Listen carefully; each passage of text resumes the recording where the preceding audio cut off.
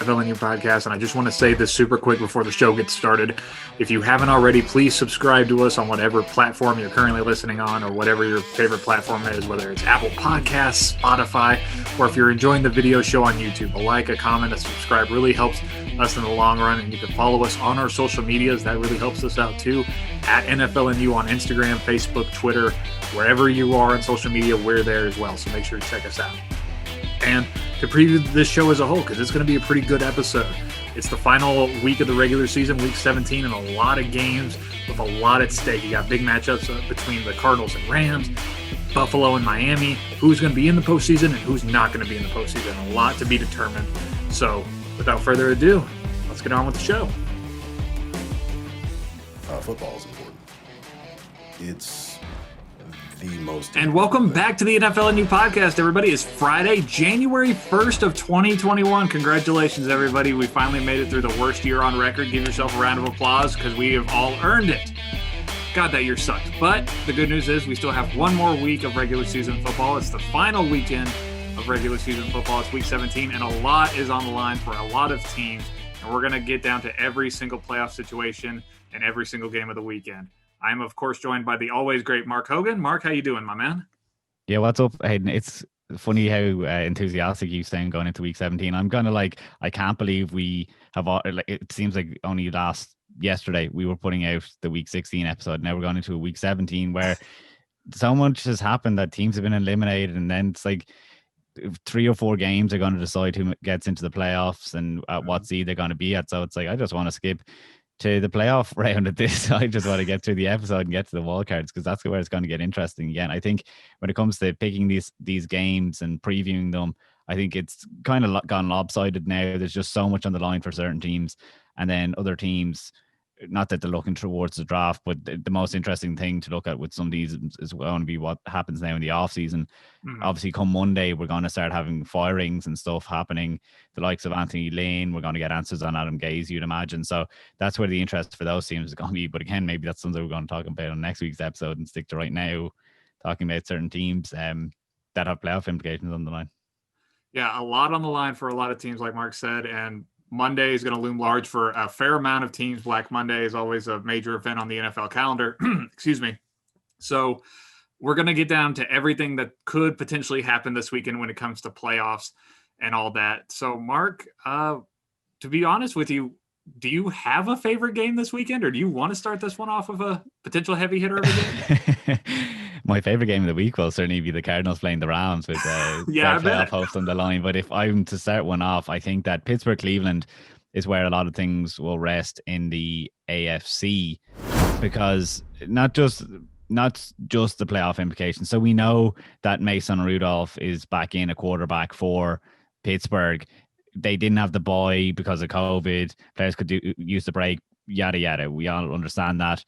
And it does, though, show the importance of health for Pittsburgh. I remember mentioning a few weeks ago about how the defense had stayed pretty healthy, and that's kind of gone out the window. Like, their defense has just got torn up since I made that comment.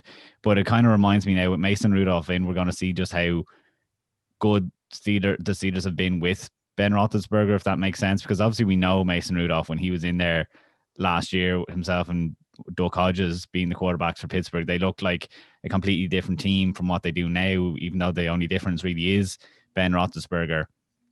That when Mason Rudolph was back in now again this week, I just think, barring any kind of WWE antics from Mike Tomlin, and last second he actually puts all the starters in, that this should be a one-sided Cleveland win. But then what happens? COVID. Now, we know what happened last week with the New York Jets game that Cleveland had, and their wide receivers were out and they couldn't run the ball or make the decision to run the ball after that. But as we record this on Wednesday, Cleveland's facility is still shut down because another coach has tested positive for COVID and a practice squad player. So we've already seen what that had, the trickle effect it had on Cleveland last week when they couldn't practice, and they here and there about who can actually play, and it's a disaster, quite frankly, for them. With all their playoff hopes on the line, they need to win against Pittsburgh to get into the postseason. It couldn't be any worse for them. And there's no way that the NFL can justify pushing back this game, because Pittsburgh's already been hampered enough. They're not going to want to put it on a Monday, because they're like, we're already in the playoffs. We want to go in with our 7 days versus our 6 days rest. The wildcard weekend obviously happens on a Saturday as well. I don't know how that's broken up, whether, they could be playing on a 5-day break since they'll be in the wildcard weekend. And then it's like, oh, if it's so important to Cleveland, do you just say, oh, we'll make that week 18, which had been part of the plan weeks ago? And that's not fair either, because then every other team is going to get a bye except for Pittsburgh, who again are already in the playoffs. So it couldn't have happened much worse, really. Like, Pittsburgh being the team that's involved yet again with a COVID scare, it's almost not fair that they have to go through this. But it certainly makes predicting this game now difficult, because they could get those 7 guys that are eligible to come back, the wide receivers that they were missing last weekend, But if they don't have them and they're forced to play this game, I presume and I expect this game will go ahead on Sunday one way or another. There's so much on the line, and it's really tricky then for Cleveland to, go out second string team or not. They want to be at full strength against Pittsburgh, and I'm going to presume those guys get back, but the team could look super sluggish. I don't know your thoughts. I'm still going with Cleveland because it's the smart pick, but this game's up in the air. Oh, yeah, 100%. I mean, we all saw how Cleveland played against the Jets, that even without all those wide receivers, they still passed the ball. What was it, like 53 times in that game? And it completely altered their game plan or approach, I guess, on how they wanted to do it. But even if the wide receivers don't play, and that's just some of the guys that are out, but that's the main focus for me. But even if they don't play, they're still going up against the Pittsburgh Steelers offensive. Like Mark mentioned, we remember those Duck Hodges and Mason Rudolph days of last year. They were not good. I mean, flashback to that Thursday night football game where Myles Garrett bashed Mason Rudolph over the head with a helmet. Mason Rudolph threw like 4 interceptions in that game, and it was god-awful atrocious until the fight happened, and then it got even worse. But I don't have any faith in the backup quarterbacks in Pittsburgh. I can't take them seriously no matter who they're up against. They could be up against the Jets, for Christ's sake, and I would still take the Jets. That's how little I believe in the backups in Pittsburgh. I'm with Mark. It's going to be a very odd and weird situation. The NFL is going to basically put a gun to these players' heads and say, you're playing no matter who's available and who's not. But I guess I'll take Pittsburgh. I'm not Pittsburgh. I guess I'll take Cleveland as well. This is a really weird situation. There's still a lot on the line, like Mark said. Cleveland's got a win to get in or a loss by a couple other teams. And Pittsburgh could still be alive for that second overall seed if Buffalo were to lose and Pittsburgh win. So there's still a lot on the line despite everything being up in the air. Yeah, I unfortunately have not got our guest picker narrowed down as we record this. So listeners, you'll have to check out the Twitter or the Instagram to see who our picker is ultimately picked. But right now, yeah, I think we're both going Cleveland, and just hoping almost for their sake and their fans' sake that they get a fair shot at winning this game, have their full plethora of receivers and have a fair chance to get into the playoffs, versus it feels like it's almost been taken out of their hands, which is cruel considering they are one of the more consistent teams this year. Yeah, it's going to be tough to watch, and we're all going to be sitting there waiting. That's one of the bigger games because it kind of connects with a bunch of other AFC playoff teams of that. The outcome of that game could determine if 3 other teams make the postseason or not. So a lot's riding on it, not just for Cleveland and Pittsburgh, but a lot of teams in the AFC. So that's the Cleveland and Pittsburgh matchup. And Mark, I want to go to a game that was originally a noon Eastern game, but then got moved to Sunday Night Football. So now it's our main event of the weekend, because the 6-9 Washington football team, who has lost 2 in a row, is going to Philadelphia to play the 4-10-1 Philadelphia Eagles, who have lost 2 in a row. And guess what? Somehow the NFC East championship is on the line in the final game of the season. Isn't that great? We get one last dumpster fire for everybody. It's so beautiful. Anywho, here's the situation for this game. The Eagles are the only team in the East who are not mathematically alive for the NFC East championship game. If Washington wins this game, they are NFC East champions. They have the clearest path to the title at this point out of any of the teams. And let's talk about that Washington team for a minute, because they've gone through a lot this year. We all have heard our fair amount of Dwayne Haskins talk. He just got cut by the team this past Monday. And after a litany of issues, first he violated COVID protocols in the early part of the season, got benched. Then he came back into the starting lineup, got violated COVID protocols again. And then he apparently skipped media responsibilities at the end of last week's game after being benched again. a lot kind of culminated, and then Washington ended up cutting their former first-round quarterback that got taken 15th overall. And I just really think that goes to show like what has gone on in Washington this year, that they've overcome so much, that they haven't had a steady hand at quarterback this entire season. And yet they're still somehow in the hunt. Not even in the hunt. They're literally in the driver's seat of the NFC East for the hunt for the title market. It's ridiculous how much they've overcome. And yeah, they're 6-9, and nobody's going to pat them on the back for being 6-9. But my God, has Ron Rivera done one hell of a job just trying to steady this ship and keep it all under control. So here's where they go at quarterback in this game. Last week, Alex Smith took the majority of first-team reps leading up to the game against Carolina, and they were not quite sold on his health on Friday, so they turned to Dwayne Haskins. Dwayne Haskins isn't on the team anymore, so that means if Alex Smith cannot go for this game, which I think he will be, I think he will be not 100%, but he'll be good enough to go out there with the division on the line. It would be Taylor Heineke, the backup, who played a little bit last week against Carolina. And if you missed that game, they trotted out this gem of a note that up until a couple weeks ago, Taylor Heineke was literally taking math classes online at Old Dominion University before he got the call from Washington. They literally pulled this man out of class and said, hey, you want to come play quarterback for us? Like, that's how desperate Washington is for quarterback help right now. It's ridiculous. But that's where Washington stands right now, is that their quarterback situation is a little iffy, but it sounds like Alex Smith will probably be their starter this weekend. As of Wednesday, like Mark said when we recorded this, Taylor Heineke was getting first-team reps at practice. So we really won't know until probably Friday or Saturday if Alex Smith will be truly ready to go for this game. But that's not where the bad news ends for Washington, because Terry McLaurin, who has some kind of ankle injury, they really haven't said what it is. He's in a walking boot. He missed last week's game versus Carolina. It sounds like he won't play in this one either. And that really sucks because he's their best offensive weapon by far.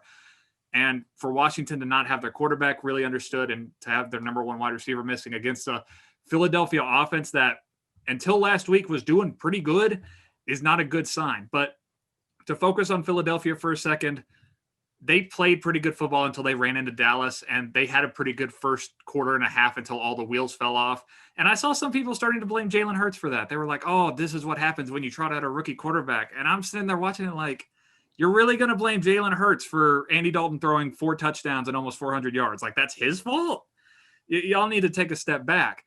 That secondary is still a problem for Philadelphia. It has been for the last 2 seasons. And if you flash back to week 1, the last time these two teams played in Philadelphia, Philadelphia played great in the first half. It looked like Carson Wentz was, returning to his good form. And in the second half, all the wheels fell off the bus. The defensive line just swarmed them. They couldn't get anything offensively going. And Washington's offense did enough to get the win. And I wonder if we're going to see a repeat of that on Sunday night, is that Washington's defense, that maybe hasn't lived up to the hype the last couple of weeks, has a good performance and just does enough to give their offense a chance to score like 14 points and somehow win the division. I'm going to take Washington to win this one, but I promise you, since it's the NFC East, Mark, it's going to get super weird on Sunday Night Football. I almost guarantee it. I think you've done a great job there summing up the variety of craziness that's going on with both these sides. Alex Smith not practicing is scary because we expected him to be back last week and he ended up not going. Obviously, when you're coming to Wednesday and he's still not practicing, it's not a good sign for the team, especially with Terry McLaurin out. Antonio Gibson, he hasn't practiced as of right now this week. He sat out on Wednesday, but that could also be just like being a bit more prudent and keeping him as healthy as possible, seeing as he was kind of touch and go going into last week's game against the Panthers. But I just don't know, do I have the faith in Alex Smith if he's not 100% healthy? I think to have their best chance, I mean, like, Philadelphia's pass rush isn't bad, and it's just a bit of a scary scenario for them, what's kind of playing out. Now, look, Washington isn't an offensive first team. They've been winning because the defense came alive. So it's going to be a super interesting matchup to see, can Jalen Hurts get moving again, because it was a bore outing by him the other day. I didn't understand some of the passes that he was throwing. My brother, as an Eagles fan, was like, yeah, do you know what? Kind of reflecting what you had said a few weeks ago, being a Dallas Cowboys fan, that he was like, yeah, just worry about the draft pick now because this team isn't good enough to win in the playoffs. So he was kind of like, you know what, it's a good thing that they lost. I don't need to be going into this week, 2 concerns. But I think Philadelphia wins this week. I just think there's so much up in the air, and they just got so hot that, all right, it's week 17. It's our last week of the big long slate of picks.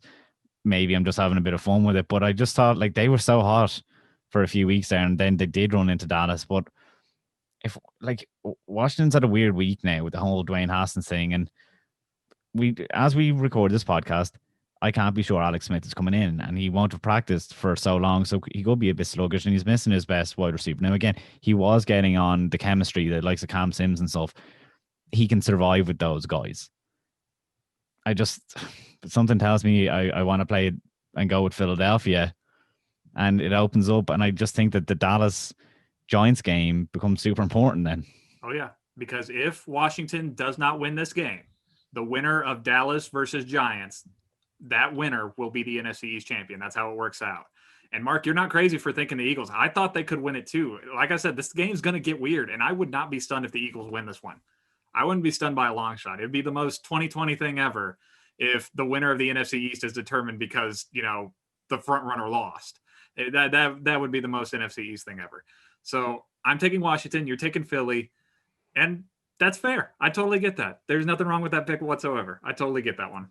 It's really interesting that they have it on Sunday night as well, because it is deciding one way or another the outcome. It doesn't hinge on another game. It's like the other game will have played, and obviously Washington's fate will be in their own hands. So I'm sure that they knew the whole Dallas and New York audience is in play to make it a really popular Sunday night football game, even though, again, it's the NFC East, which you would have thought they'd learned their lesson. The rest of us would have tuned out, I suppose. Although other teams with their seeding, the Tampa Bay Buccaneers probably are the most likely. But if we want to move into that Dallas and Giants game, because it does make most sense, yeah, the winner does go on. If I'm right, the winner can go on to the playoffs. And yeah, like I just see this as pretty one-sided, Hayden, Dallas and the Giants. To me, the Giants had that 4-game spell where they beat Washington, Philadelphia, Cincinnati, and Seattle there, whatever week was between week 11 and 15 or whatever it was. Or it must have been a bit earlier than that, but they've been just poor since. I mean, they came up against my Cardinals the next week. The 3 games since that spell that had everyone convinced, they've scored a combined 26 points. They haven't had a first half touchdown in the last 3 games. They haven't had a 300-yard passing performance all year. Meanwhile, Dallas is coming into this game kind of against a similar slate of Philadelphia, Cincinnati, and San Francisco. The offense has finally found its identity. It's hitting 36 points a game. Again, that's the slate that made New York look good. But again, Andy Dalton's coming off a 377-yard game and 3 touchdowns, his best performance since Dak went down. Zeke, and in a similar vein, he's just had another 100-yard game, and he's noticeably cleaned up all those fumbles that he was having at the beginning of the year. He's only had 1 in the last 8 games. So suddenly, like, Dallas is looking good. I'd almost say that they're the scariest team in the NFC East, other than Philadelphia. The scariest team that can qualify for the playoffs, I guess.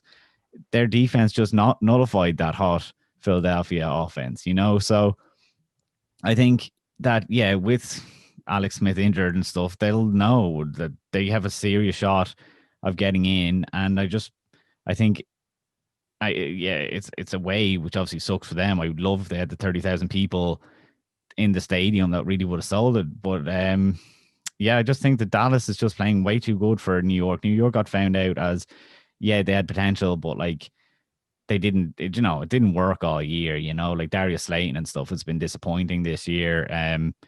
The offense just never got going. I mean, yeah, Daniel Jones has shown progress or whatever, but it's not enough that I think that they can pull this game out of the bag. I just think it's very one-sided going into this game, just based on recent form. And that's huge going in to this matchup. And yeah, I think Dallas wins it. That's fair to ride the hot hand, but I do want to point out that literally every one of these NFC East teams has gotten hot at one point. Like we talked about the Eagles a couple seconds ago. Mark just mentioned the Giants got hot for a minute, and Washington was hot for a while after they beat Pittsburgh. They all got hot at one point, and then it ultimately didn't matter at all. That's what I really want to caution Dallas fans is right now, because they're coming in, they're excited, they think they finally figured things out. Dallas is finally living up to the hype that we all said they could be when Dak got hurt, that despite not really having their star quarterback, they still have all these weapons and they could put up points. Well, they finally did that last week. I just caution that every team has gotten hot and it ultimately didn't mean anything. Just take that with a breath of caution, Dallas fans. I'm picking Dallas to win, but mainly because, like Mark said, the Giants have just fallen off the face of the earth after we gave them all that praise. They have just fallen completely off. And what a coup it would be for Dallas to beat the Giants and potentially win the NFC Championship game while their former head coach, Jason Garrett, coaches up another terrible offense for the Giants. So it would be quite a coup for Dallas fans. But, oh God, I just can't feel confident about any one of these teams in the playoffs. I just can't. Any team that makes it is going to get beat by 25 to 30 points. I really believe that. I truly believe that, but I'm taking Dallas to win. I don't know if Dallas would get beaten by 25 or 30 points. It's just the playoffs would be a serious blowout to happen in the playoffs. But I think that you're right in saying that each team has gotten hot. I think that each team, because they have similar matchups and stuff, I think that they got hot against the likes of the Bengals. And that's why I think that Dallas going against the Giants now have an opportunity to continue looking good, because it is the Giants. Their defense isn't horrendous or anything, but I still think that they all got hot at different points because the schedule allowed it, and Washington probably had the most impressive stretch. And it's interesting that I'm saying that Dallas could now end up winning the division, because they were consistently the lowest in my power rankings out of the division.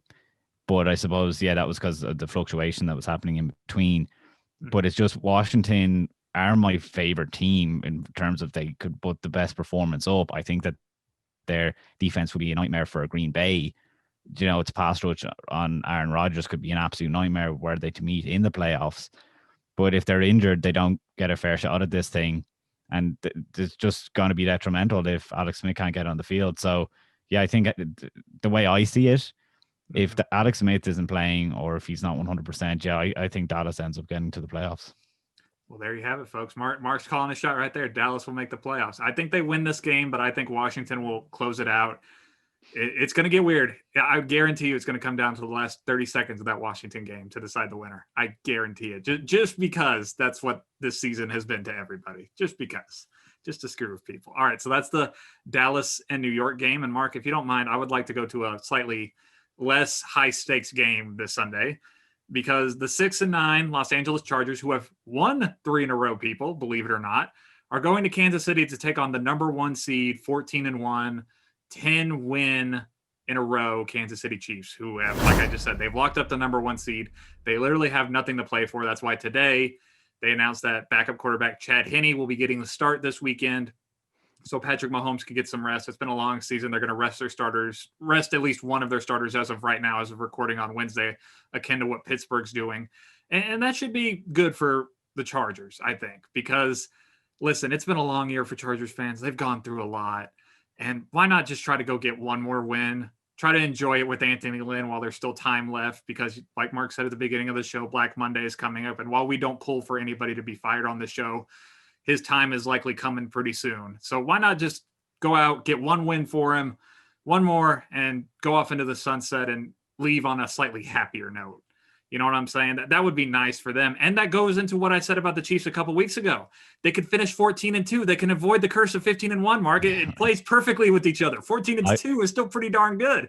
I wondered would that come into this preview when I saw it on the sheet. I was like, Hayden's going to have to be reminded about that. I was thinking about it. We almost lost over the weekend to the Falcons. I was like, look, it's not a bad thing that they lose this one. So, it's the same for LA.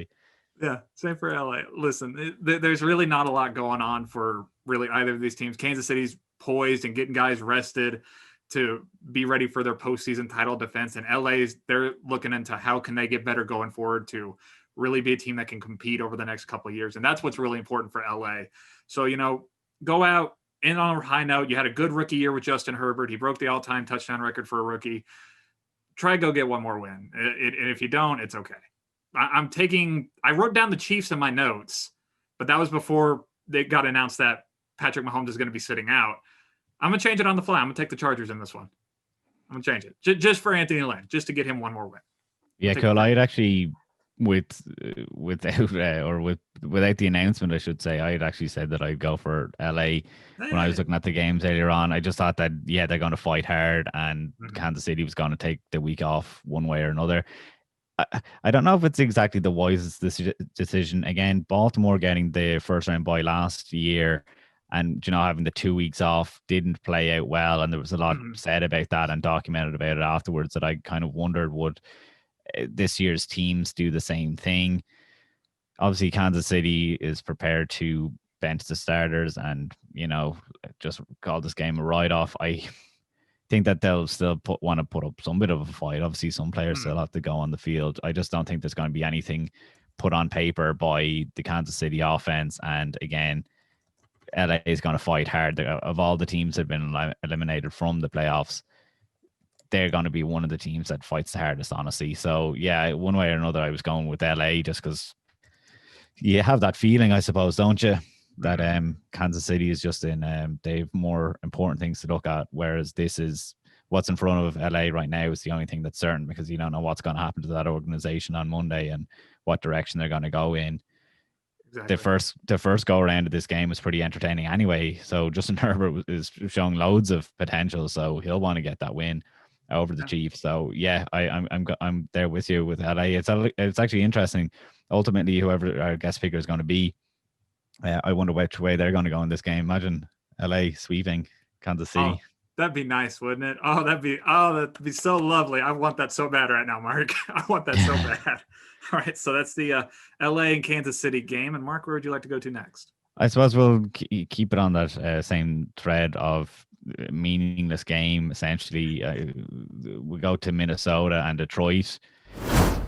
These two obviously out of playoff contention. Once upon a time, this could have been a very important game for Minnesota, but now it's not, obviously. Sadly, Dalvin Cook is out after the tragic passing of his father. He obviously records on the line. He's as many touchdowns rushing as Alvin Kamara. He obviously wasn't going to get the rushing record for this year. It means that Alexander Mattison, who was in concussion protocol, is the first up, and behind him is the former line Amir Abdullah. So that obviously changes Minnesota's offense somewhat. But then you have to look at Detroit, who Matt Stafford has the sprained ankle.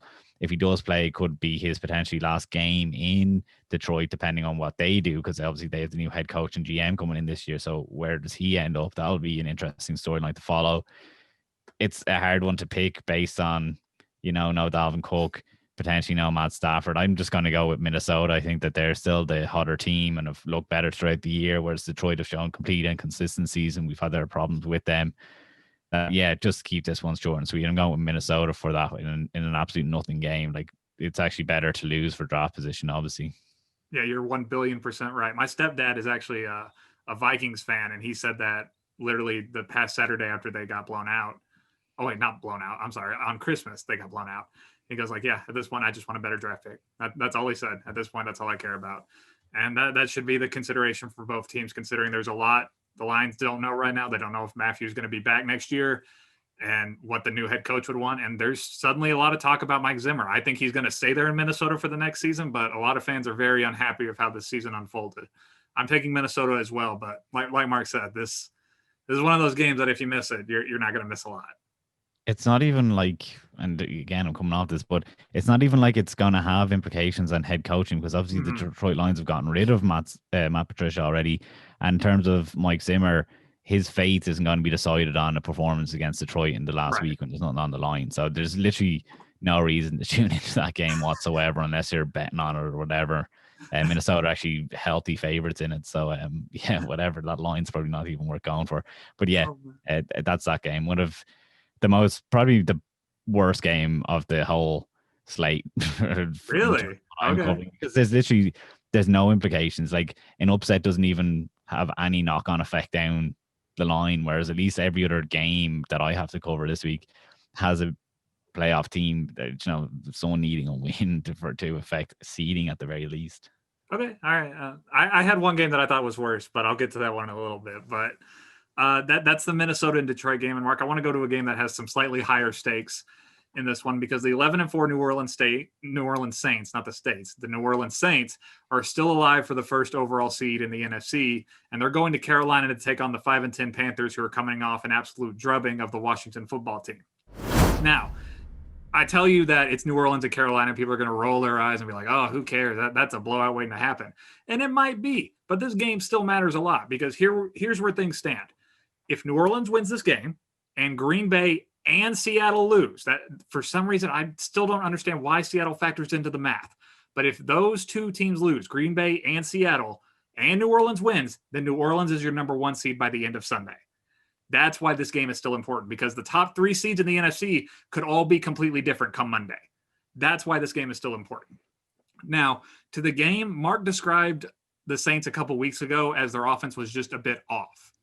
And while people are going to look at the Alvin Kamara 6-touchdown performance on Christmas and say, how could it be off when he's doing that?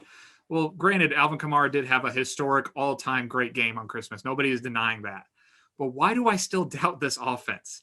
That I still have this feeling like I'm waiting for the other shoe to drop when it comes to them. That, all right, cool. They played good in a dome against a very bad defense. Let's see what happens if they go outside and play in January football in the elements. Let's see what happens then. I like this Saints team a lot. I love their defense. I think it's a top 5 unit, and it's played like that the last couple of weeks.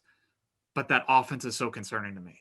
That this needs to be a game where they just come in and prove that they are a superior team to the Panthers.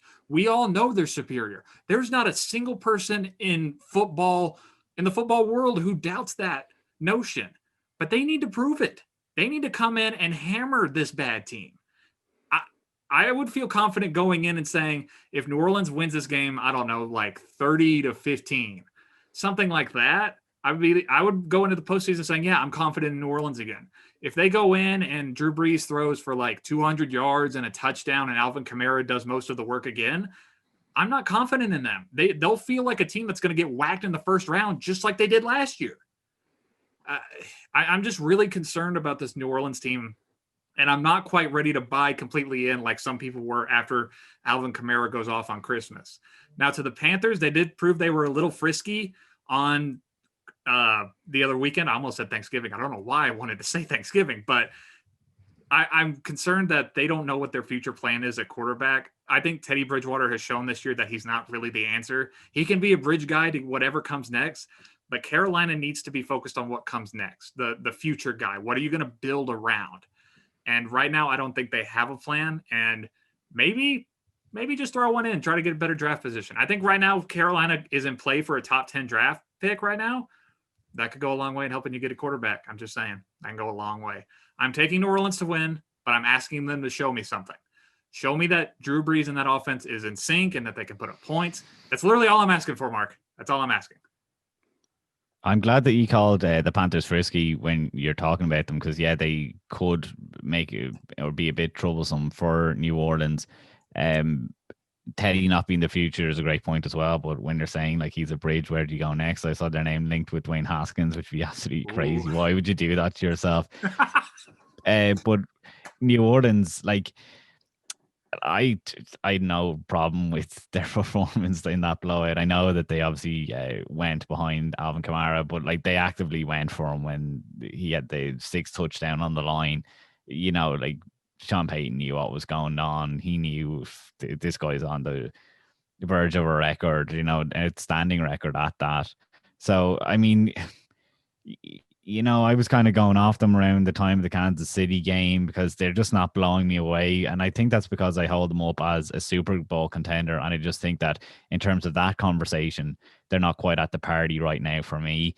But I don't think I need to see a blowout win or anything like that because, again, they're in a position where they're able to not play their best, i.e. you don't have to show the full extent of the playbook right now for the next couple of weeks while you're trying to, you know, avoid injury and stuff like that, playing it a bit safe or playing your cards a bit closer to your vest.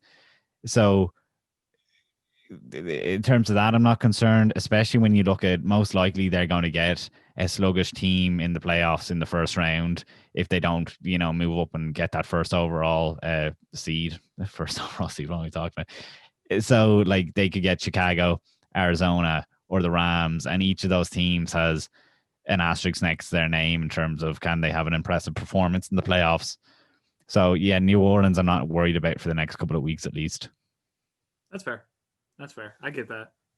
So yeah, I'm picking them as well going into this game. Again, it's one of those that there's too much on the line.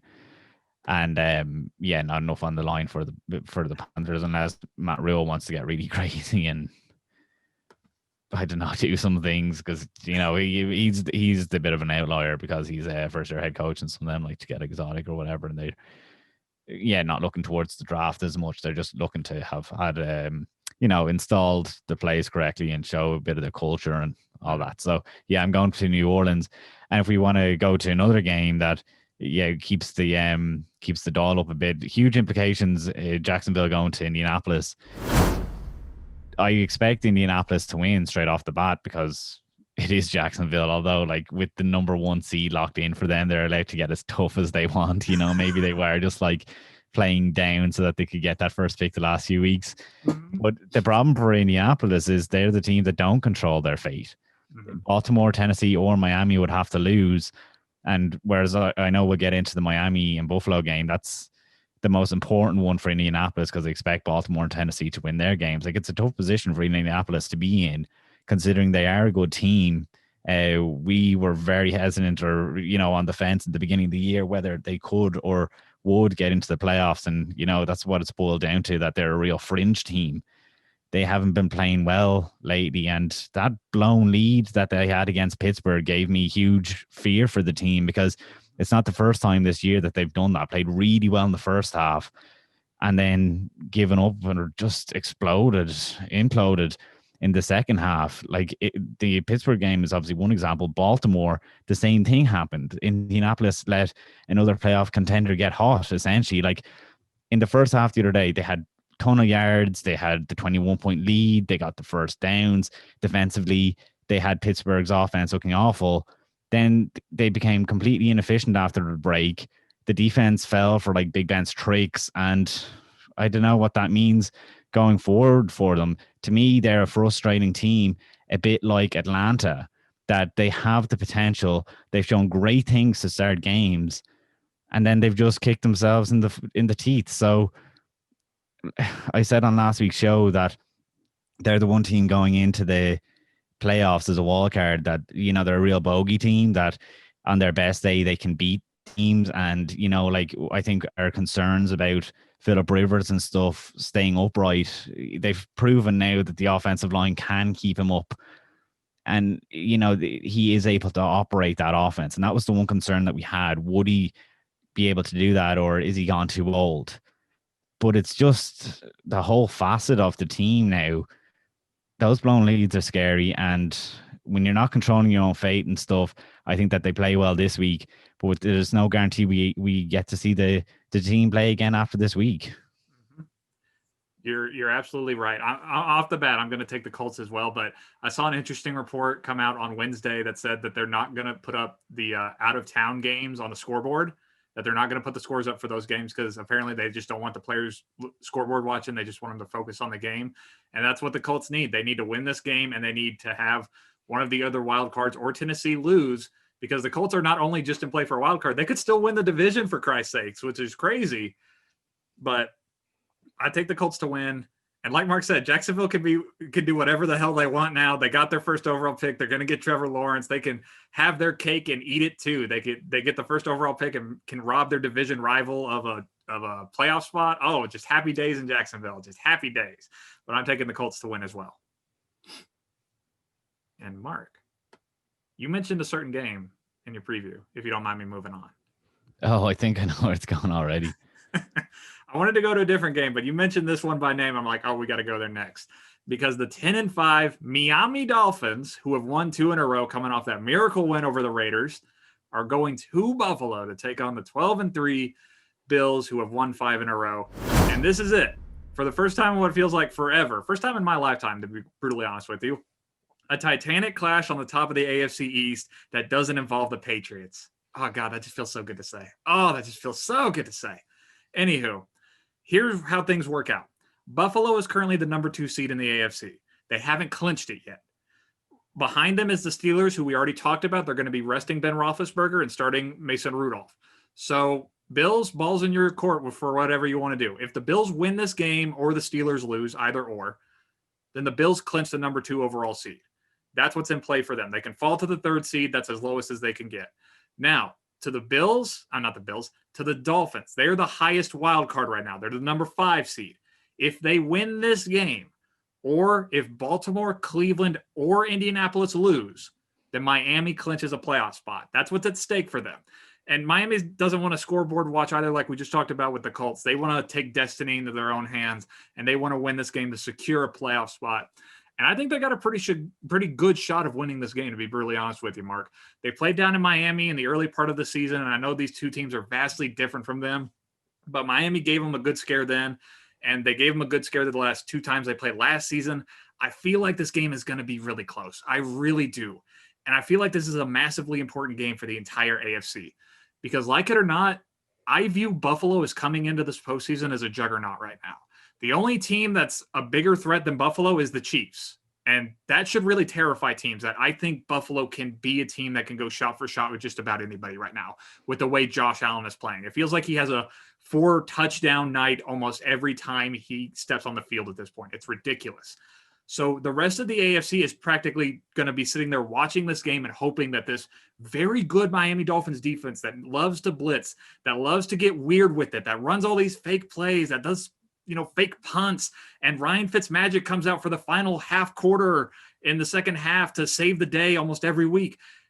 They're going to be watching this game to see if the Dolphins can expose some kind of hole in the armor, something that they can use going forward to play against these Bills, because right now there isn't this big gaping hole that you can point to and say, that's how you beat them.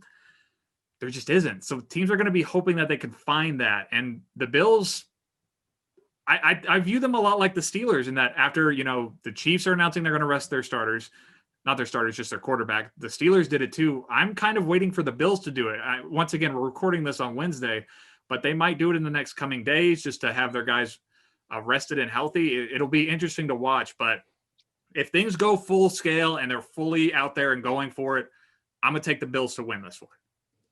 But Miami's going to keep it close. I can promise you that. That's just who they've been all year. I'm really torn like you are, whether they will or won't, start their team. But to me, Buffalo looks like a team that's built on the momentum right now. Sean McDermott knows that the eyes of the NFL world are on them, that they look as good as anyone entering the playoffs, not named the Chiefs. And even they might look as good as them. People are saying that they're the one that can contend with the Chiefs this year. And that's why it might be good for them to get the number 2 seed and be able to avoid them and meet in the AFC playoff, the AFC championship game. So I think that Sean McDermott probably is that kind of intense coach that he will leave the starters out there, especially when he knows that Miami is like a playoff team. And, if you want to treat it like the playoffs from now, it's a knockout game for one of the teams. So I think he might have that kind of buy-in and tell his players, get ramped up for this. You're sending someone home. So to me, I think that they do start him. And we talked about this off air, but I think that what also pointed to that happening for me is when they had an absolute blowout on the New England Patriots the other day, and they settled the starters out there late in the game. So to me, he wasn't showing too much concern for injuries and health and stuff like that. He just wanted to win and keep this momentum, this hype train going. He knows the passion that comes from those Bills fans, and they want to see their team doing really well and to eliminate a division foe from the playoffs. So that's why I think that this is the most touch and go that any AFC team is going to get this week for Miami. That is their playoff chances, because they're going up against someone that really wants to beat them. And yeah, I kind of hope it's not a cop-out that, Miami gets into the playoffs because a team, they're giving a freebie against the Bills.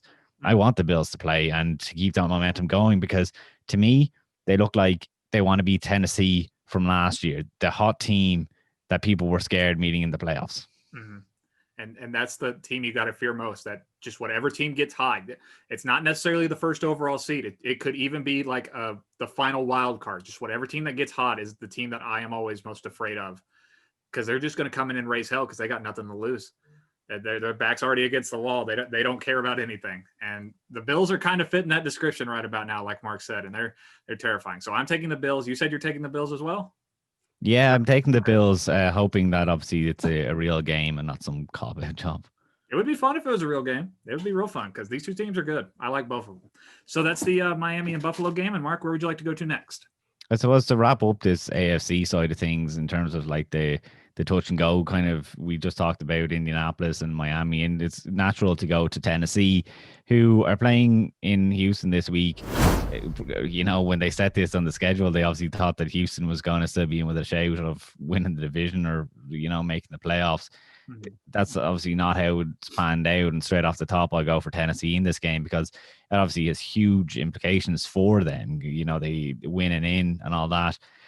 But I'm not going into this game without reservations. Now, maybe they're not reservations that are going to show their heads this week, but going into the playoffs now, what happened against Green Bay the other day was a worry. And it was a worry because it showed how one-dimensional they can get. Now, the circumstances were that it was a snowy game.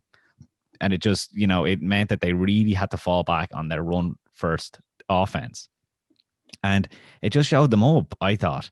Like, it meant that they couldn't, you know, Ryan Tannehill, who has, you know, that really high passer rating through whatever amount of games it is at this point. But again, I think that that's a flawed stat because, you know, they run the ball so often and so efficiently that that's what opens up his passing.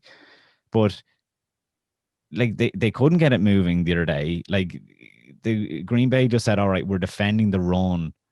And they completely succeeded in it. I had a bet on that. I saw the weather and I just bet against any kind of passing to happen in that game.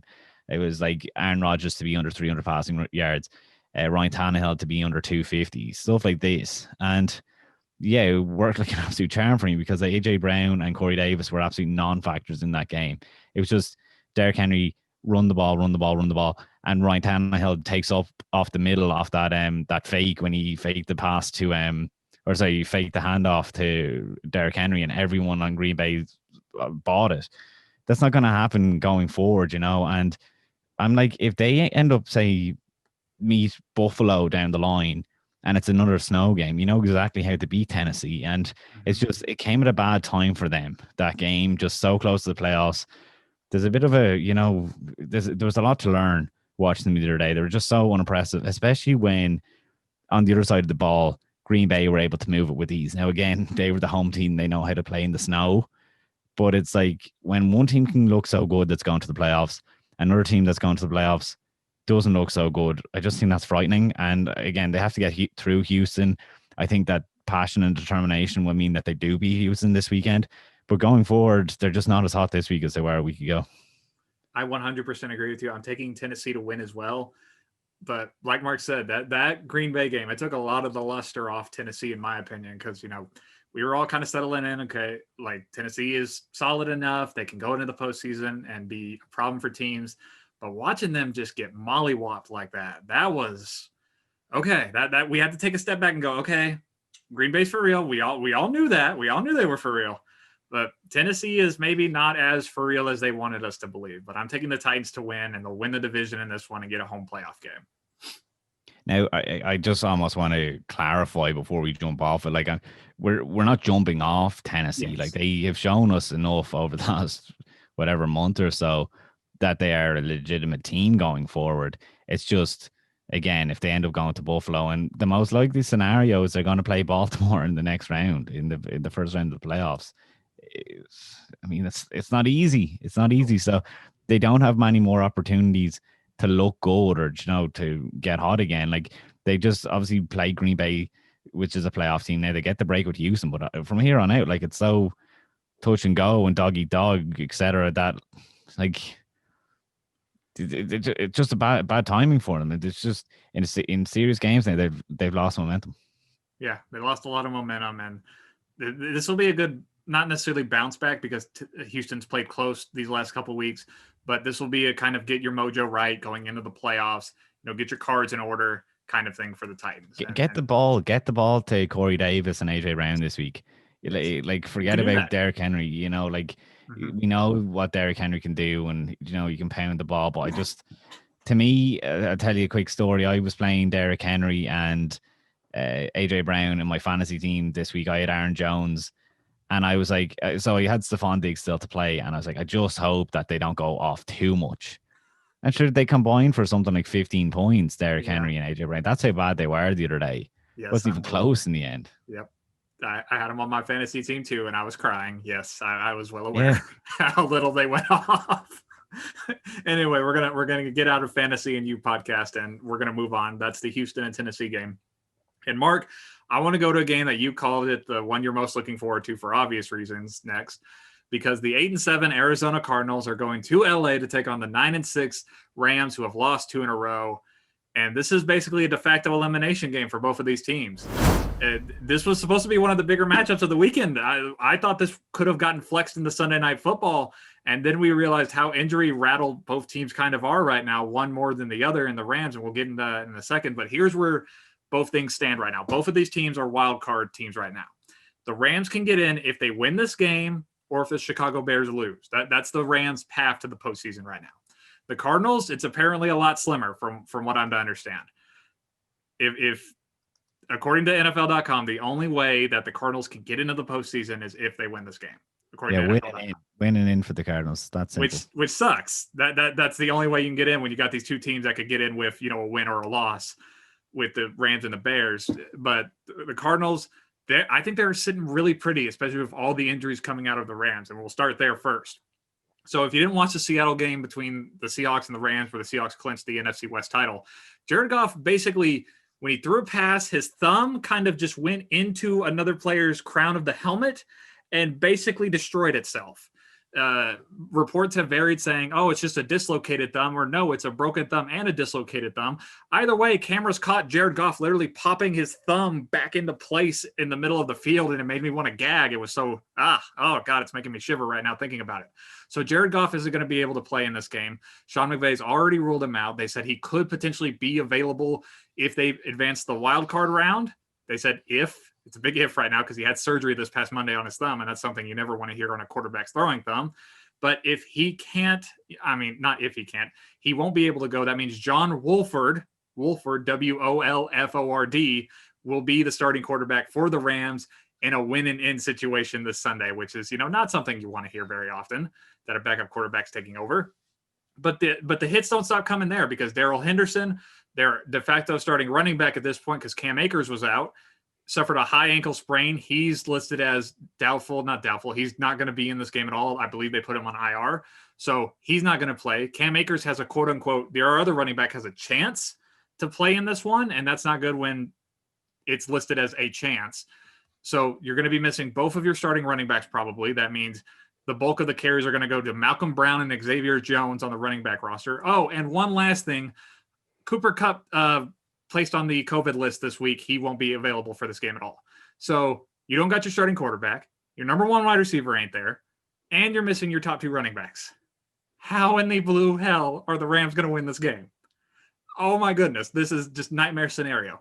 But the good news for the Rams is the Cardinals kind of have an injury bug at the moment too.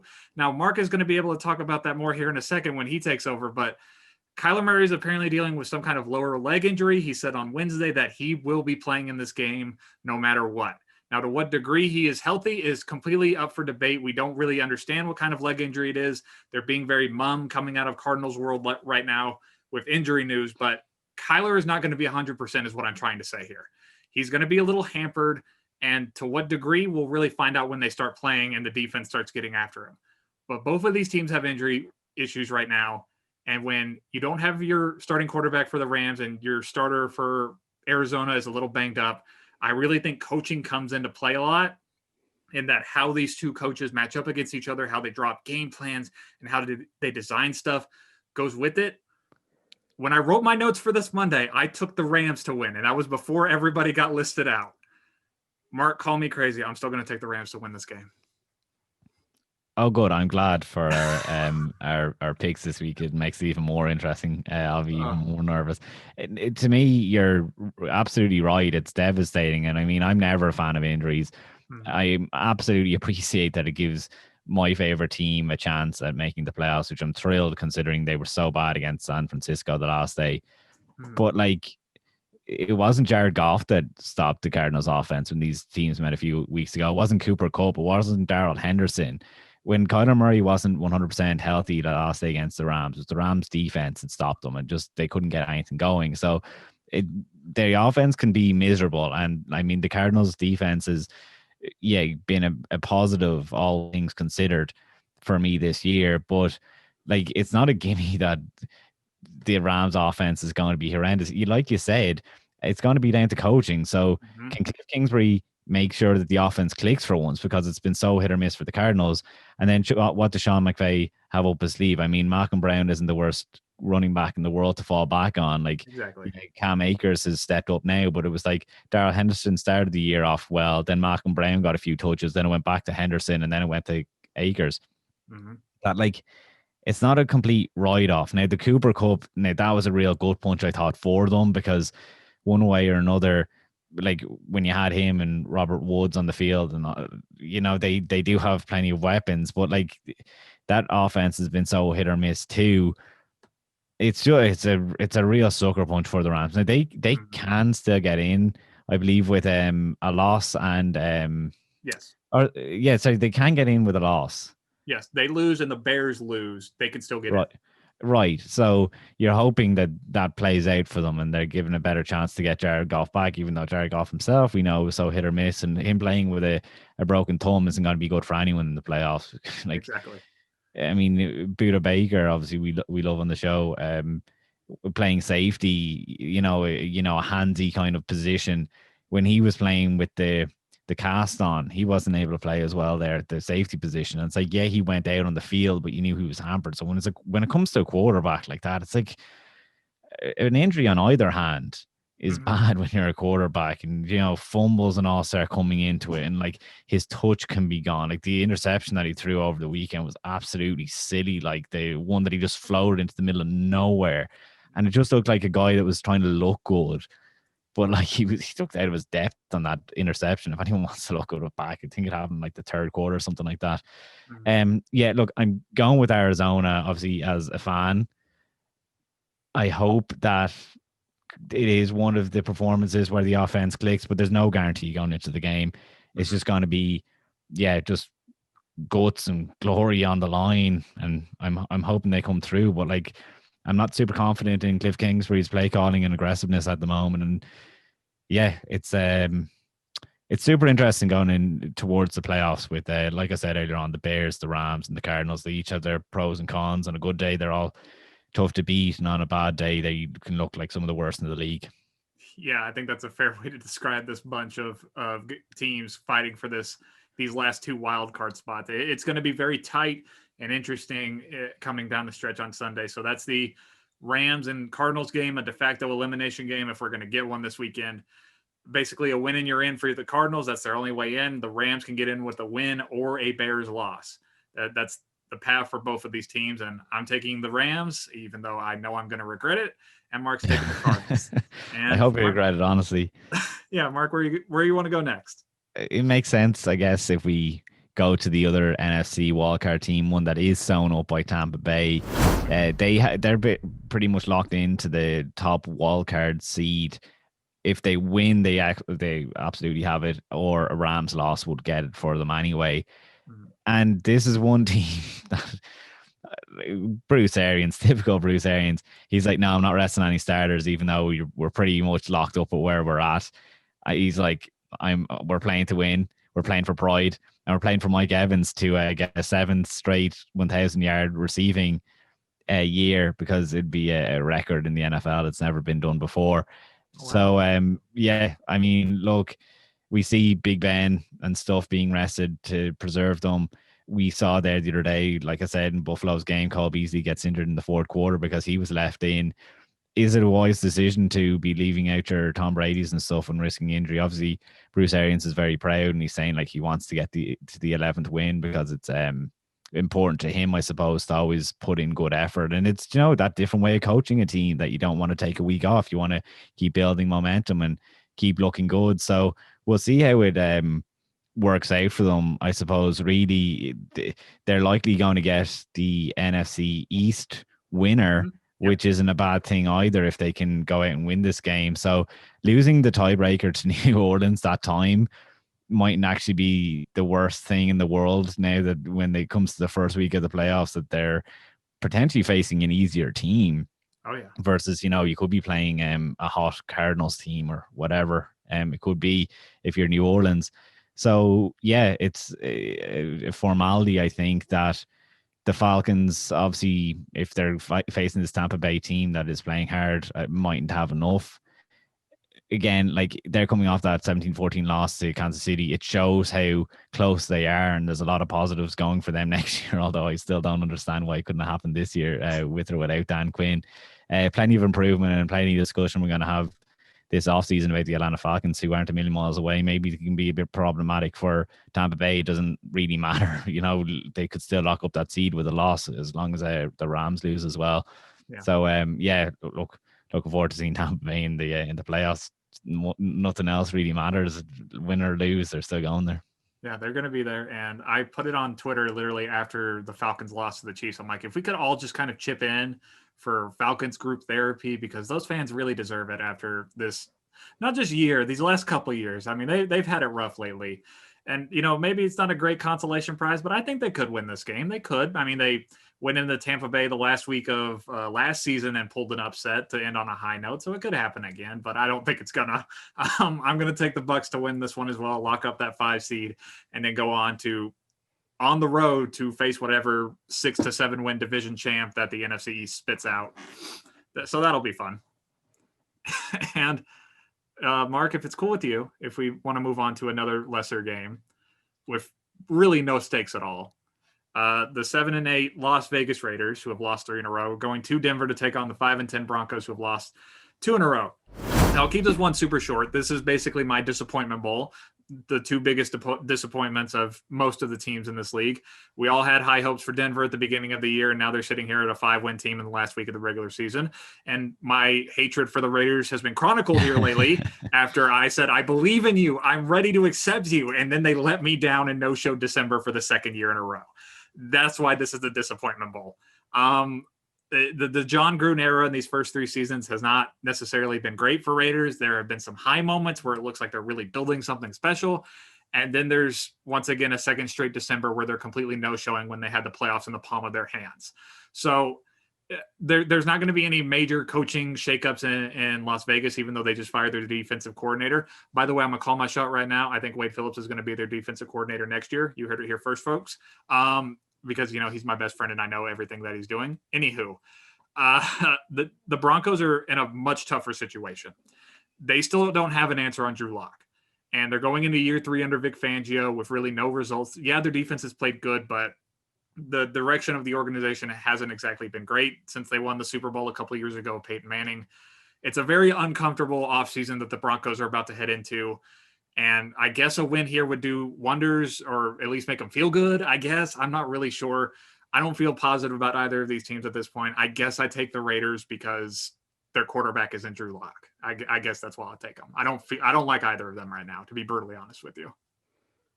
It's a really tough one because guys that really respect draft picks are Mike Mayock and John Gruden, so maybe they don't want to play too hard. So it makes picking the tricky. But yeah, I lean myself with Vegas. It's unfortunate there that we can't promise our listeners that Wade Phillips interview over the next coming week, because according to you, he's going to be tied up doing interviews with more important people than us with those teams. Going to be there.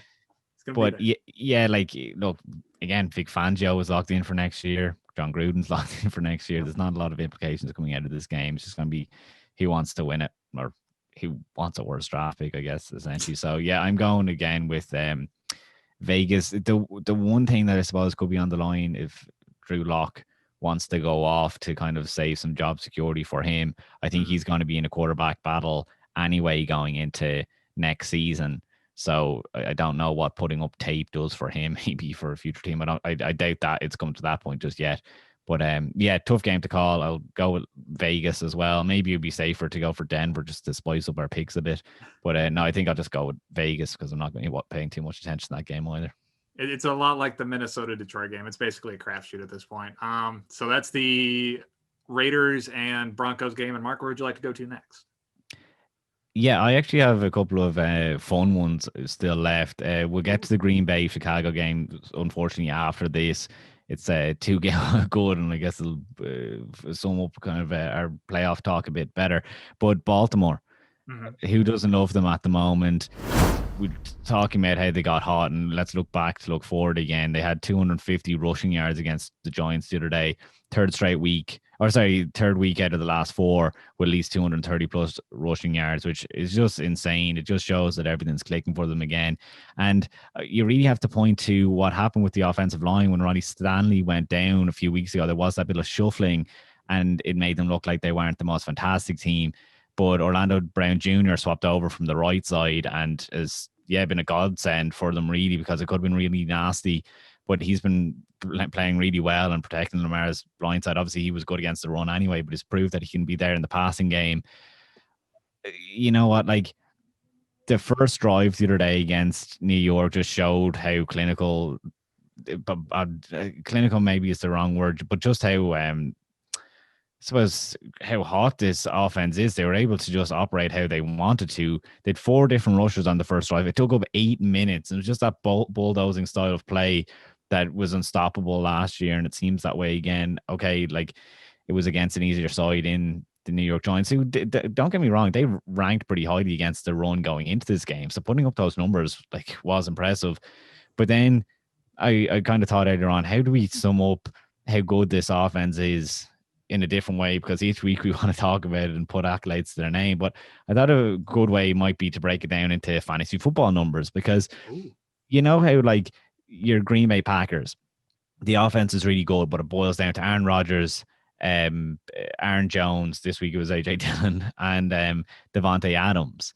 But, you know, with a lot of those hot offenses, it comes down to maybe good quarterback and the 2 others, i.e. a good wide receiver and a good running back or whatever. You know, like, I'll give you a bit of leeway if you want to say, like, they have 3 other players, but, like, look at what the Ravens have. They have Lamar getting his 21 points on fantasy. You've Gus Edwards getting 14.2. J.K. Dobbins getting 13.7. You know, these are just consistent numbers, or consistency. You know, it kind of highlights that consistency that the offense has. Marquise Brown, 12.5. Mark Andrews, 13.6. When you're able to have that many players kind of in that range on fantasy football, it's kind of something that you're a bit spoiled with, because it just shows that you have the different weapons and that they're all being utilized just in pockets, you know, just as you need them. Some guy steps up. Des Bryant is another one that's been stepping up the last few weeks. We've seen plenty of highlights of his X being thrown up recently, and it's all working for them, and it's all being spread out, and it's no longer that Lamar is playing bad. It's Lamar is playing good, and he elevates everyone that's around him. Mm-hmm. So I think there's plenty that's going on. And then, I mean, like, the pass rush was in a bit of a funk. And then the last few weeks, they've gone 5 sacks against Jacksonville, 6 last week against the New York Giants. Does that mean they're going to get 7 against this awful Cincinnati offensive line? So it's just all happening for Baltimore at the minute. It's great that they control their own destiny again. We were worried that they might miss the playoffs because they don't. So I'm happy that it's up to them, and I'm pretty sure they get through to the playoffs. Yep. It's simple. Winning, you're in Baltimore, and I'm going to keep it short and sweet. I think they win this one. The Bengals have shown that they can punch above their weight class. Just ask the Steelers and the Titans at different points this year. But this should, be simple. Go in, take care of a bad run defense, and get after a bad offensive line, and everything will be okie dokie for Baltimore. I'm taking them to win this one and be in the postseason. Good for them. So good, Mark, for us, more like we're lucky to have them. That Baltimore, I think they're better now than they were a year ago at this point. I know that feels crazy to say, but they're getting hot now, and I don't think they're going to have the repeat of a bad first game in the postseason. I really learned their lesson, and they needed to go through the adversity this year to learn that lesson, and they have, and they're clicking now again. It's great. And again, I want to again mention the whole Ronnie Stanley thing. It looked like that could really be a good punch to them for this season, and they've gone through it, and it's not easy to do on your offensive line. Plenty of teams, like Dallas, had it as well this year. Yep. That when the offensive line falls apart, the team does too, and they got through it. It was a sketchy couple of weeks, and on fire now. It's way to go then. They're one of the teams I'm more excited to watch going forward. And they've earned that moniker. They really went through it this year. They took their lumps and they came out better, like Mark said. And they're going to be fun to watch in the postseason. They're going to knock some team off. I am calling it now. They're going to knock some higher seed off. So that's the Baltimore and Cincinnati game. And Mark, I want to move to one of my last games. Last one with any meaning. Let's call it that, because the 11-4 Seattle Seahawks, the Seahawks have now won 3 in a row, and they're the NFC West champions, so good for them, are going to San Fran to take on the 6-9 Niners. So here come the Seahawks. And like I mentioned earlier with the Packers and Saints, the Seahawks are still alive for the first overall seed. If the Packers and Saints lose and the Seahawks win, then the Seahawks are your number 1 seed by the end of Sunday. So that's as high as they can go, and they can't get any lower no matter what happens, because the lowest team below them is the NFC East champion, and there's no way they can get below a 7-win team. Anyway, this game is actually kind of interesting, mainly because we saw that San Fran can still cook up a pretty good defensive scheme this last couple weeks. And I feel like Robert Saleh, the defensive coordinator for San Fran, is going to come into this one with a little extra oomph, because this might be the last time he's a part of the San Francisco Niners organization, because as Mark is well aware, there's been a lot of talk about Robert Saleh potentially becoming a head coach this offseason. There's been a lot of smoke about him returning to Michigan to come coach the Lions, because, he's a Dearborn, Michigan native, got a lot of friends and family up here. So this might be, his last hurrah. Go out there and get a good defensive scheme going and bring the Niners home one more victory against your old division rival. That would be pretty nice, wouldn't it?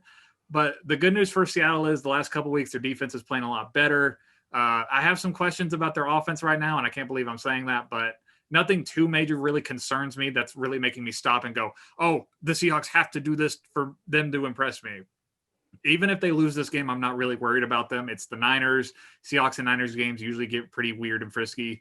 The one thing of note about the Niners right now is that Kyle Shanahan said Jimmy Garoppolo is definitely going to be a starter next year, which I don't know why it took this long for somebody in the organization to say that. I don't know why people were even asking that question, but good news is we'll see Jimmy G back next year, and hopefully the Niners back in full force next year, because that's what we all expected them to be this year and be, NFC West champions and be a top seed. And, injuries really tore them apart, and that sucks. But Seahawks should hopefully win this one, and that's who I'm picking to win. And they'll still be in play for a top seed depending on what happens with Green Bay and Chicago and New Orleans and Carolina. I think the best news that Cardinals, Rams, and Seahawks fans could hear is like Jimmy Garoppolo will be back next year. I think it's not a given at all. Whatever Kyle Shanahan is saying, I think that's just in the moment. You can't. Maybe that's them deciding, oh no, we can't really pursue a quarterback this offseason, but like they're certainly going to have to look into it one way or another. I mean, you don't go for Tom Brady last year knowing that Jimmy Garoppolo was replaceable and say for sure that this week he's going to be the starter in week 1 of next year. I just think that they know themselves that that's an influx position for them. But I do like that he also came out, called Shannon, that is this week, and said that he wants to win this game so that they'll be the one team that has a winning record in the NFC West this year. I mean, if you want to call it the best division in football, which it had certainly been called for a lot of the year, maybe the AFC North with the Steelers, Ravens, and Cleveland is after taking over that. But I mean, Kyle Shanahan said it's important for him to be the 4-2 within the division. And yeah, I mean, if that's what you want to play for, good for them. Again, they're kind of in that weird limbo at the draft position spot that it's not going to be a high pick anyway. The injuries obviously riddled them this year, that they were good teams, just they weren't able to get on the field. They were missing their quarterback for far too long. George Kittle came back last week, and you can see how sharp he is even after missing time. That, yeah, like you said, it could get weird. I'm going to go for Seattle again because it's the smart pick, but absolutely San Francisco can win this. There isn't enough on the line for Seattle that they have to pull out a win. Right. So I think, because especially they don't control their fate. They have to have New Orleans and Green Bay to lose to go up a seed, and they can't drop back. Right. So yeah, I think that, and now those games are going on at the same time. I guess, yeah, look, I go with Seattle, but out of all the games, if you want to put an asterisk on, it could be this San Francisco team to pull out a win. Yeah, I totally 100% agree with you there. So I'm taking Seattle as well, and so is Mark. And that's the Seattle and San Fran game. So Mark, I think you have one game left, correct? Yeah, so it's the Green Bay game, and this is so important because, like you said, that number 1 seed is not sewn up. Mm-hmm. So a loss likely puts Green Bay back as far as the number 3 seed if we're correct in calling the New Orleans and Seattle games to go a certain way. So it's great because it means that, unlike in the AFC, Green Bay, who could potentially have the number 1 seed, are going to play this game honest. Mm-hmm. And don't get me wrong, like the Bears are up for this. It's going to be a playoff atmosphere. They need to win to get in. And like Matt Nagy himself has acknowledged a couple of weeks ago, it didn't look like this could be a meaningful game, before the Minnesota game. If Minnesota won, that would have essentially knocked Chicago out of the playoffs. And then when Arizona lost against San Francisco, it opened the door to Chicago to control their own destiny. So that's huge. I mean, both of these teams are going to be fighting hard to win it. And we've talked a bunch lately about how Green Bay is the hot team in the NFC. Like, I'm really in love with them. Like, the whole Davante Adams and Rodgers being on the same page story is fantastic. But like, Aaron Rodgers playing at the MVP level, like, I think deep down, I'm kind of glad that he's hopefully going to win it now, and it's knocked out to Russell Wilson, who I thought was going to get it just because he hadn't gotten those votes before, and that was an off-season storyline that really trickled into this season. But now Aaron Rodgers, I mean, has taken control of it. 13 of the 15 games this year, he's had a 100-plus passer rating. He needs to do that once more to beat his own record from 2011. Imagine that, having 14 of your 16 games with a 100-plus passer rating. He already has 9 games with a 120 or above passer rating, which is a record already, which is just unprecedented run of consistency and efficiency and high level of play from a quarterback. So with him playing the way that he's playing, that should continue into this week. But again, it is a division rival with huge stakes on the line, real playoff atmosphere. The game is in Chicago as well, Soldier Field. Imagine if this one had fans in it. It would be absolutely nuts. But who knows, like, even if Chicago fans will be watching this game, because maybe they'll just be watching the LA Rams game, like, they're going to have to focus on that one because they can still get in with the loss. I suppose a Chicago loss and a Cardinals loss puts them at the 7th seed. Mm-hmm. A Cardinals win and a Bears win means that the Bears will go in and face Green Bay again the week after this. Ooh. In the playoffs, because I guess Green Bay will drop to 3 and then they'll end up as this, whatever, the 6th seed or whatever. Mm-hmm. Anyway, that's how it'll play out. So, yeah, really interesting, this one. I suppose it's worth noting as well that Gale Sayers, the running back for the Chicago Bears, once upon a time, they're dedicating this game to him. He died back in September. So that's a bit of oomph as well, that you kind of love in these kind of situations, and just gives it that extra meaning. And yeah, really is a kind of game of the week. Again, I'm too busy watching the Cardinals one, but you're welcome to let me know how this game is going. Yeah, it all intertwines. Like we said, if the Bears lose, then the Rams are able to get in. But if the Cardinals lose, then the Bears get in. It's all intertwined with each other. I'm taking the Packers to win as well. Like Mark said, they don't have everything tied up, and they're going to go full force in this one. They don't care to scoreboard watch. They're just going to come in and handle their business and take it into their own hands. That's just who they've shown us to be the last 2 years, and there's no reason they should deviate from that this weekend. Taking the Packers to win, they'll lock up the 1 seed, and then the wild card is going to sort itself out. That's just what we're going to call it. It's just going to sort itself out. Do whatever you want. Just figure it out on your own, kids. That's what's going to happen in that one. So, and isn't it the Green Bay, Tampa Bay? Because that's going to be the most likely scenario then, if Tampa Bay plays the NFC East team, mm-hmm. and they go on to win it, and the Green Bay Packers get the number 1 seed, then we're going to have a replay of that Tampa Bay Green Bay game back from October, where the Tampa Bay Buccaneers absolutely obliterated the Green Bay Packers. Mm-hmm. So you can be sure that's going to be a super exciting playoff game if it plays out like that. Oh yeah, it'll be in Lambeau this time, so we'll get to see old man Tom Brady playing in cold weather, in the snow. Oh yeah, let's get it. Oh, that sounds fun. Let's get it. Oh, that'll be fun. All right, so that's the Chicago Green Bay game, and we got one more game left, and we're going to hit it super quick because Mark called Detroit, Minnesota the worst game of the weekend. I think this one's the worst game of the weekend because the 2-13 New York Jets, who are the hottest team in football, they've won 2 in a row, people, are going to New England to take on the 6-8 Patriots. Listen, Jets, I know it's been an awful year. You're not going to get the first overall pick. You're locked into the 2 pick though, so at least there's that. But you can at least have this nice consolation prize. You can go into New England and really make Bill Belichick's offseason uncomfortable by beating him in New England. That's your goal for this weekend. Do whatever you want because your draft stock can't change. Throw the entire kitchen sink at the man. Do whatever you want. Mark, I'm going out on a limb. I'm doing it again. I'm taking the Jets this weekend. Let's do it one more time. One more for the Gipper. Let's do it. Yeah, to do my stuff then with this game, because I think, and the reason I said that other game was the least interesting because, there wasn't anything on the line. I think that at least this is exciting because we get to learn about Jared Stidham in the game. Ooh. It's crazy to me that they did all of last off-season insist that Jared Stidham was a starting quality quarterback. Obviously, they had that game was against Kansas City when they had to play Brian Hoyer and Jared Stidham, and they looked awful. Wasn't it the Sunday night game? I don't know. I think it was against Kansas City. Maybe I'm wrong. But anyway, I can, if you want to Google that real quick for me. That was the Monday night game that got moved. Remember? Because it got moved to Monday night. Who were they playing? That was Kansas City. Yeah, it was Kansas City. Yeah, right. Sorry, I was doubting myself there for a second. So yeah, like he did play horribly in that, but I still think that there's going to be quarterback talk anyway in New England this offseason, but because they've left it so late to play Jared Stidham, I mean, there was obviously calls to play him instead of Cam Newton this past weekend. But I think that's why this game is exciting for me, because we know the Jets can throw the kitchen sink at them, and they have looked better over the last few weeks, even though against the Browns it was a fair contest with the Browns losing their players the other day. But yeah, Adam Gase, Sam Darnold playing for jobs.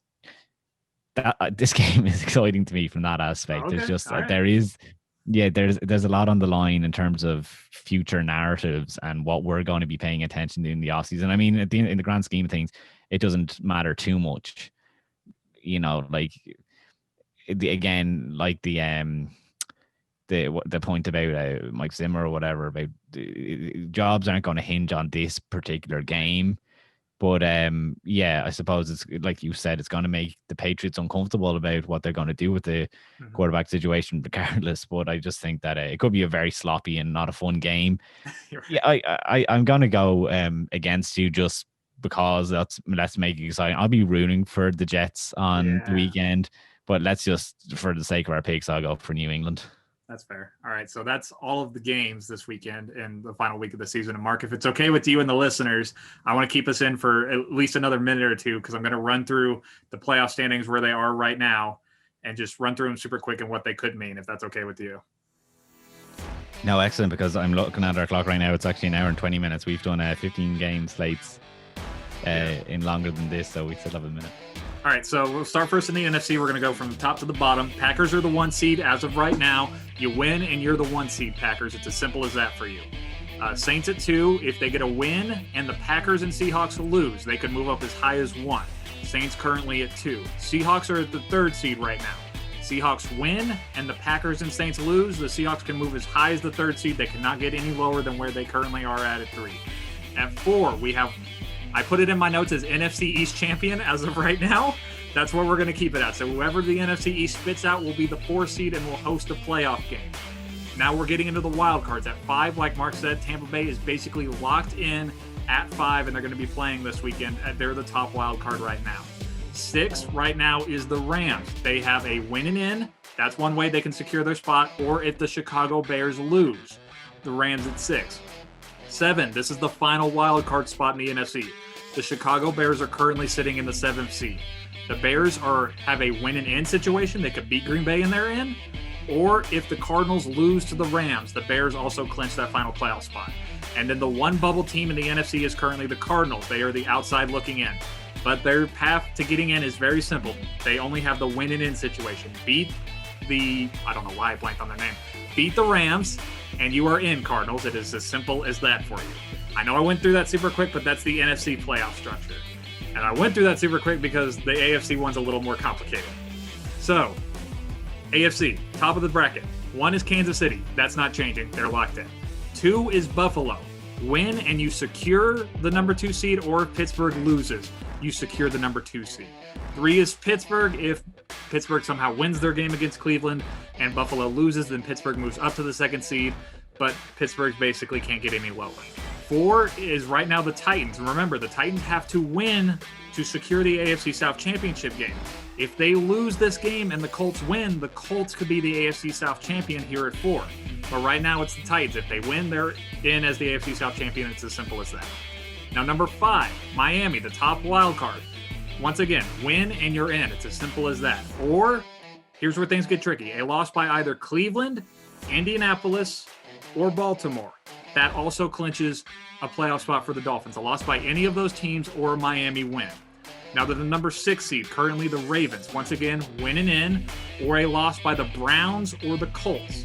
A loss by either of those two teams clinches a playoff spot for the Ravens, or a win this weekend over Cincinnati.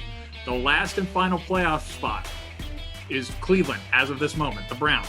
Winning in over Pittsburgh, that's one path, or a loss by Indianapolis.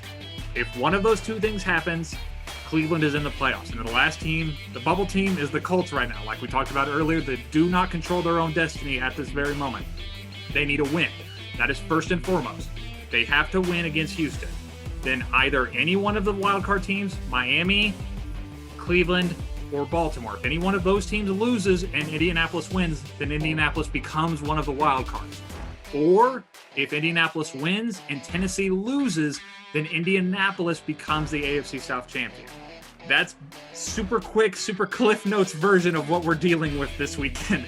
Just super fast speed run it, super quick. So, Mark, I think we did a bang up job. You did an excellent job. You did an excellent job summing it up there. I was uncertain myself, even though I've previewed all the games this week, what the exact scenarios were sometimes. So, no, great job doing that. Not a breath. And it only took 3 minutes. So we're spot on time-wise where we usually are. We cut some waffle this week, saved the listeners, and we replaced it with some good stuff there at the end by you. Well, thank you. That's very kind. So that's the preview show for this weekend. A lot on the line for a lot of teams, like we just said. So it should be fun. We will be back next week to preview Wild Card Weekend, one of the more fun weekends of all of football. And we'll more than likely talk coaching. I have a gut feeling we'll probably talk coaching a little bit. Yeah, I feel like we're going to want to do I wish almost that this week was the Black Monday week, because I've the time off work, whatever, and it would have been a good one to get in. It almost feels like a podcast for itself, but I suppose we're also going to be breaking it down for so long in the off season that maybe we won't go overboard in it. But yeah, like you said, it'll be an exciting wildcard weekend next week. Obviously, we have this week in the meantime that's going to sort out a lot for us. And I suppose the only other thing we have to say is Happy New Year. Obviously, this being the 1st of January. Happy New Year to everyone. Happy New Year, and hopefully this football slate is going to kick off nice and hot, and it'll be a fun way to really unwind as the new year begins anew. So that's Mark. I'm Hayden. Thank you all for listening, and we'll be back next week, like we said. Have a good weekend, everybody. Bye. Football is important. It's the most important thing.